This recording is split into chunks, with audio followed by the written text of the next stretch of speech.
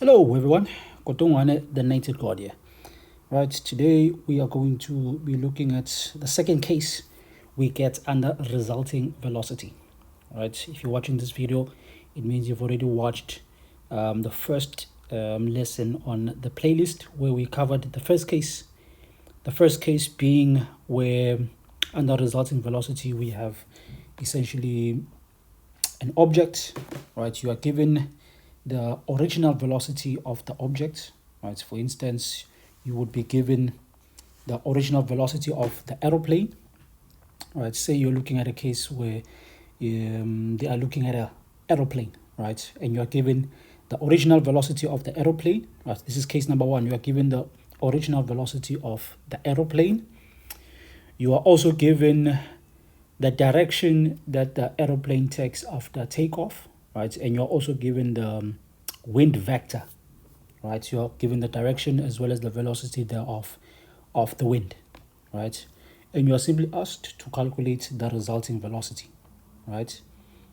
That was case number one, right? Now, case number two, or the way case number two is different from case number one is that with case number two, right, instead of them just giving you the what is this? The original velocity of the aeroplane as well as the direction it takes after takeoff, right? For case number two, they would give you that direction that the plane must take, right? Or give you the destination of the aeroplane, right? So unlike in case number one, so in case number one, you're just given the velocity, the original velocity of the aeroplane as well as the direction it takes, right? For case number two, right, you are not necessarily, or let me say, in terms of the direction of the aeroplane, right, you are not given the direction that the aeroplane takes after takeoff. Instead, you are given its destination, right? So its destination being essentially the resultant or the direction of the resultant. So basically meaning that in case number two, right, you'd be given the direction or the destination that the aeroplane must end up after certain kilometers or after a certain time, right? So essentially you are given the resultant direction, right? And you are also given enough information to be able to calculate the resultant, or you could even be given the direction of the resultant as well as its magnitude, right? So for case number two, you are more than likely going to have to calculate the original velocity of the plane, so VO, right? As well as the direction in which the plane must take in order to end up in its destination, taking the wind vector into account, right? So let us look at this exercise, right? This exercise is a typical example of case number two, right? So it reads as follows. An aeroplane flies to its destination 300 kilometers directly east, right? So this aeroplane, right, has to fly to its destination, which is 300 kilometers directly east, right? So the destination of this plane, right, is 300 kilometers from from where it takes off, and it is directly east. So this directly east speaks to the direction of the resulting velocity, right? So essentially we've been given the direction of the resulting velocity, right? And they also say the pilot wants to complete the flight in 50 minutes. A wind blows in a northeastern direction at 10 meters per second. Right, so we also have a wind vector, right, to account for.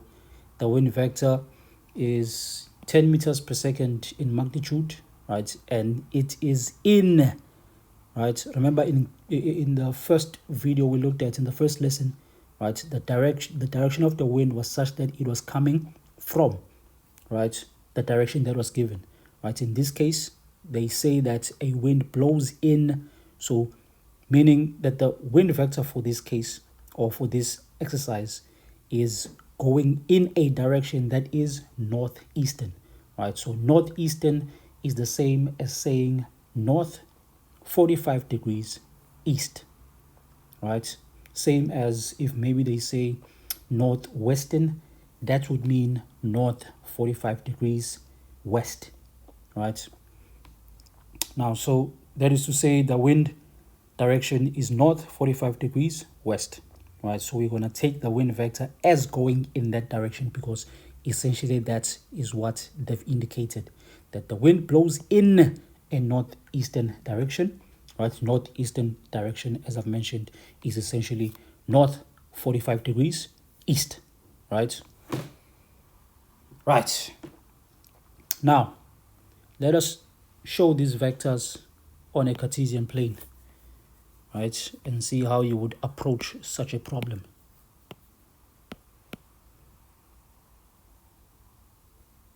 Right.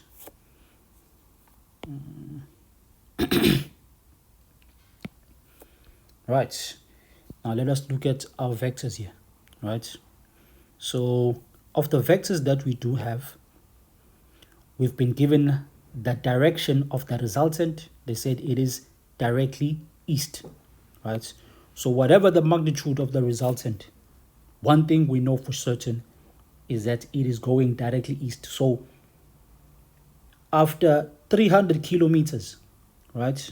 After 300 kilometers, right? This is the direction that we expect our aeroplane to end up in, right? So as far as direction, we know that this one is going east, right? So we expect our VR, our resulting velocity, to be directly east as far as direction, right? And then another vector we've been given is that of the wind, right? They said the wind blows in a northeastern direction. Northeastern direction is essentially north 45 degrees west, right? So that would be north 45 degrees west, right? Which would be, say, right there, right? So this is going in that direction. This is the wind vector. The wind vector we are going to call VW, right? So essentially VW, right? The wind vector VW is equal to 10 meters per second, right? So we have the wind vector, right? We've been given the wind vector, right? That's the magnitude of the wind vector, right? Now, they said northeastern, so north, so this angle is 45 degrees, right? So remember, we prefer referencing our angles from the x-axis. So if this is 45 degrees, it means that's 45 degrees, seeing that this entire angle is what? 90 degrees, right? So this here is also 45 degrees, right? Now, our wind vector is oblique, so we have to resolve it into its components. We're going to have the vertical component as well as the horizontal component. Right, horizontal component in that direction, vertical component in that direction. Right, so the vertical component will be the velocity of the wind in the y direction. Right, seeing that the angle we're going to use is reference from the x-axis, it means the vertical component will be in terms of sine. So this is going north, so it's positive 10 sine 45, right? And then we have the component of the wind vector that is in the x direction, that we'll call VWX, right? It's going east, so it's positive 10. Our angle is referenced from the x-axis, so this will be cos 45, right? So remember, to ensure that the vertical component is in terms of sine and the the horizontal component is in terms of cos, our angle has to be referenced from the x-axis, right? So these are the vectors we have at the moment, right? So now the question is calculate the velocity of the aeroplane, right? The velocity of the aeroplane is VO, right? So velocity of the aeroplane is essentially the original velocity of the aeroplane, right? Which is what we are looking for, right? Now, in order to get the original velocity of the plane, right, we have to ask ourselves how this plane has to fly in order for it to end up in its destination. Its destination being directly east, right? So of course, accounting for the wind vector as well, right? The wind is such that it is essentially pushing the plane in this direction, in this northeastern direction, right? So meaning what? Meaning if we were to say the original velocity must be such that it is directly east, right? What will happen is that the wind vector is going to push this plane, right, such that the resulting velocity ends up somewhere there, right? Which is not obviously what we are looking for, right? We want to make it so that when this plane flies, right, after 300 kilometers, it ends up directly east, right? So how do we ensure that the plane flies such that after 300 kilometers, it reaches its destination, which is directly east, right? Taking into account the wind vector, right? The wind vector is in this direction, this northeastern direction. So meaning that this wind vector is going to push the plane in this direction. So taking into account the wind vector, it means the plane would have to fly in this direction, right? So the plane would have to fly in this direction, right? The plane would have to fly in this direction, right? Let's put it there. So the plane would have to fly in this direction. That way, when the plane flies in this direction, the wind is going to push it, right? Seeing that the wind vector is going in this direction, so in a northeastern direction, right? Meaning if the plane flies in this direction, right, the wind vector is going to push, right? Essentially, the wind vector is going to push the plane, right? It's going to push the plane such that after 300 kilometers, right, the plane would end up somewhere there, right, which is essentially its destination, right? So for the plane to reach its destination, taking into account the wind vector, the plane has to fly in this direction, right? And then of course the wind vector pushing the plane, right, it will push the plane, right, to its right course, right? Right. Now, seeing that we've established that the plane would need to fly in this direction, right? This, of course, will then become, what is this? Our VO, right? So the original velocity of the plane, right, will be this one, right? The plane originally will fly in this direction, right? The wind vector will be such that it's going to push the direction, it's going to push the plane, right, into its final destination, which is directly east, right? Now, it means you also have to get that angle, right? So this plane is going to fly at an angle theta with the horizontal, right?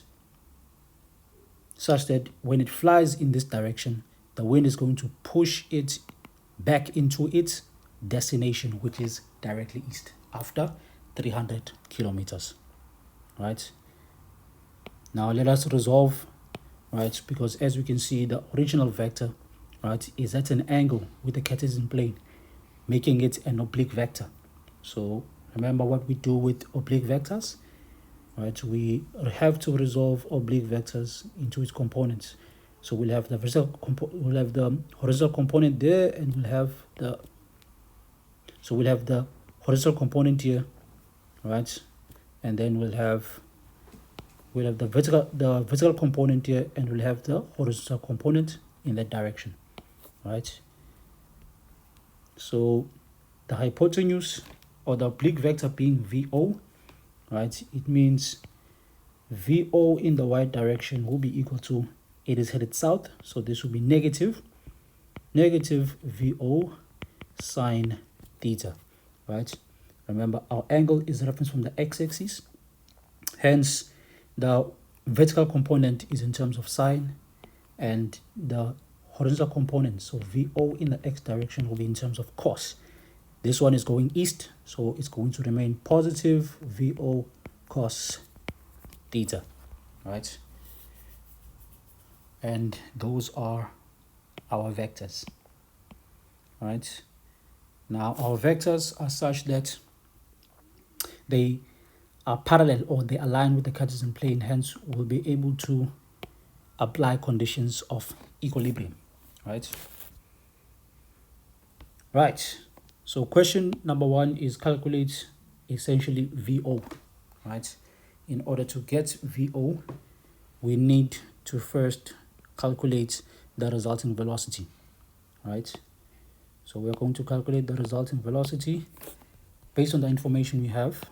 They've given us the displacement, right? They've given us the displacement of the aeroplane, as well as the time it will take from takeoff to reaching its destination, which is 50 minutes, right? Now, this is 1.3.1, right? So first we calculate VR, right? The resulting velocity, right? We simply use, what is this? S divided by T, right? We simply use S divided by T. S is 300 kilometers now. Now our wind vector is in terms of meters per second, right? So we are going to express our resulting velocity in terms of meters per second as well, right? So meaning we have to convert the displacement to meters and convert the time to seconds, right? So substituting here, the displacement S is 300 kilometers. 300 kilometers is the same as 300 times 1,000, right? So to convert from kilometers to meters, you multiply by 1,000, right? The time here is 50 minutes, right? So this essentially will be 50, right, divided by 60, right? So to convert from minutes to second, right, you simply you're simply going to divide this by 60, right? Right, now punching this in our calculators, you are going to get 100 meters per second, and that becomes our resulting velocity, right? Remember, we already have the direction of the resulting velocity. We just didn't have the magnitude, but because we have enough information to calculate the magnitude of the resulting velocity, right, that's exactly what we do, right? Now we know the magnitude of the resulting velocity, right, is this one, 100 meters per second, right? And in terms of direction, we've been told that this is headed directly east, right? Now we'll be able to apply conditions of equilibrium, right? Now, in applying conditions of equilibrium, right, we have to take into account that we have the resulting velocity at this point, unlike in the first case where we were given the original velocity as well as the wind vector, and we were simply asked to calculate the resulting velocity, right? So we applied conditions of equilibrium and used Pythagoras to calculate the resulting velocity, right, and calculated its direction, right? Now in this case, as you can see, we've been given the direction of the resulting velocity, and we were given enough information to be able to calculate its magnitude, right? So now, in calculating or in applying conditions of equilibrium, right? Now, for instance, in applying conditions of equilibrium, we know we have to say the sum of velocities in the x direction is equal to, right? Now, because we have the resultant, right? Because we have the resultant, right, we are going to use the resultant's components here, right? Now, seeing that the resultant is directly east, right? Saying that the resultant is directly east, it means that our resultant is parallel to the x-axis. Meaning what? Meaning that the sum of velocities in the x direction is approximately equal to what? Approximately equal to the resultant velocity itself, right? How do we know that? Based on the direction of the resulting velocity.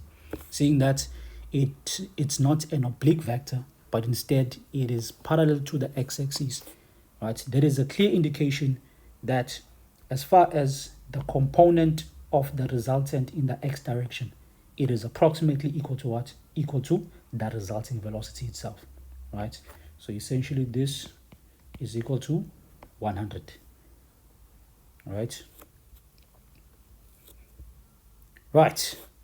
Now we look at the sum of velocities in the x direction. We look at our two vectors, the wind vector as well as the original vector, right? If we look at in the x direction, so Vox, so this will be essentially Vox plus Vwx is equal to, is equal to 100. Vox, right? Vox is Vo cos theta, so this will be Vo cos theta plus Vwx, right? Vwx is equal to, right, also positive, so positive 10. This is 10 cos 45 is equal to 100, right? Right. Now we obviously have two unknowns here, right? We have two unknowns, right? We want both unknowns, right? But preferably first for 1.3.1, we need to calculate VO, right? But it doesn't necessarily matter which one you get first, right? As long as essentially you get both, then you should be fine, right? Now, what you do next is take this, transpose it to that side. So here you'll be left with VO cos theta being equal to 100 minus 10 cos 45. All right. Right. Now, this essentially will be equal to, so VO cos theta is equal to, now, if you punch this in your calculators, right, you are going to get 92,9289, right? And then what you do next is we formulate an equation by dividing both sides by what? By cos theta. Divide both sides by cos theta. That cancels, meaning VO is equivalent to what? This 92,9289 divided by cos theta. All right, so this is what this is equal to, right? So now we take this as our first equation, right? Remember, if you have two unknowns need two equations, right? So to be able to solve two unknowns, or to be able to determine two unknowns, you need to have formulated two equations, right? So we've just formulated the first equation. Now to formulate the second equation, you again apply conditions of equilibrium, right? But now using sum of v in the y direction, right? Now, again, just like how we approached the sum of velocities in the x direction, taking into account the resulting, or the direction thereof, the resulting velocity, right? If you look at our resulting velocity, right, our resulting velocity is parallel to the what? To the x-axis, right? So there is no component of the resulting velocity that is in the y direction, right? So meaning what? As far as components of the resulting velocities in the y direction, they are equivalent to what? 0, right? So this is equal to 0, right? Now we look at, so this will be Vx in the y direction, not Vx. So this is Vo in the y direction plus the wind vector in the y direction is equal to 0. Now what is VOY? VOY is negative V sine. So this is negative VO sine theta, right? Plus VWY, which is 10 sine theta. Not 10 sine theta, 10 sine 45, right? So all of this is equal to 0, right? Right. So now what do we have? Right. So seeing that this term is negative, we're going to transpose this term. So transposing the term, it then becomes positive. Positive VO sine theta plus 10 sine 45. Right? Not plus. So once you've transposed this term, it then becomes positive. So positive VO sine theta is equal to 10 sine 45, right? And then this here, we are able to take as our second equation, right? So now we are going to solve the two equations simultaneously, right? We are going to substitute equation 1 into equation 2, right? So subbing the first equation into the second equation, right? The second equation is VO sine theta. From the first equation, VO is equal to the 92,9289, right? So essentially this is what we have, right? So VO is equal to this from equation 1, right? This we multiply by what? By sine theta, right? And this will be equal to 10 sine 45, right? Right. Now, from this, we will get, so if you multiply this term and this term, right, sine theta over cos theta, you should remember, is equal to tan theta, right? So essentially, so I forgot a 9 here, right? So that's 92,9289, right? Right. So again, remember the right sine theta divided by cos theta is equal to tan theta. So essentially here, right, essentially the product of these two terms would give us or gives us 92,9289 tan theta is equal to 10 sine 45, right? And then next thing, because from this point it is quite obvious we are going to be solving for theta, right? So we divide both sides by the 92,9289, 92,9289. So this cancels, and this side we're left with tan theta is equal to this here. So tan theta is equal to this, and then to get theta, right, theta will be equal to arc tan of this, arc tan of 10 sine 45 divided by 92,9289, right? And then here we get, now if you punch this in your calculators, you are going to get 4,351 degrees, right?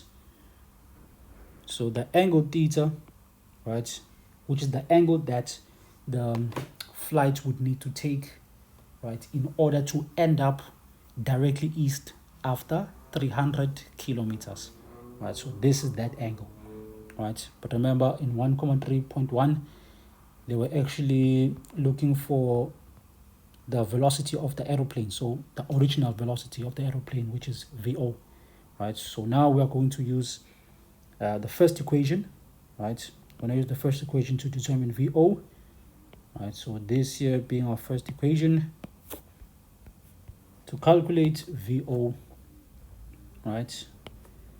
We know VO is equal to this from the first equation. So now we substitute the angle theta, right? Substituting the angle theta, we get 92,9289 divided by cos theta, theta being 4,351. Right. Now, if you punch this in your calculators, we are going to get 93,197 meters per second. Right. So the magnitude of the original velocity of the aeroplane is 93,197 meters per second, and the direction that the plane must take in order to end up in its destination is the angle 4,351 degrees. Right, it's a reference from the x-axis. Right. Now, to make this official, right, 1,3.2, they say the direction of the flight. Right, so this refers to the direction in which the flight must take in order to end up directly east after 300 kilometers per hour or after 50 minutes. Right. So to get the direction, we've already calculated the angle. Right. But remember, direction isn't just the angle, but we also have to mention where the angle is referenced from, right, and where the aeroplane would be headed. Right. Now, as far as this angle, right, remember this angle is referenced from the x-axis. Right. The angle is referenced from the x-axis. Right. So meaning that seeing that the plane will take this direction, right? This direction, if a reference from the x-axis, would be what? Would be east, right? Right, would be east. Seeing that east is our what is this? Is the reference of the angle, right? And then headed in a direction south. So essentially expressing this angle, a reference from the x-axis. Our x-axis is east, right? The angle is 4,351 degrees headed south. Right, so that would be the direction that the plane would take in order to end up directly east after 50 minutes or after 300 kilometers. Right, and that is how you would approach such a problem. Right. Now, the method we used here is the method of components.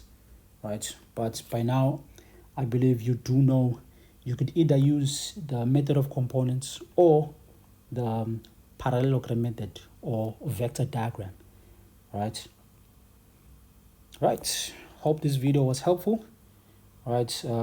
If you have any questions, you can comment in the comment section and we can talk about it. Right. Native God, signing out.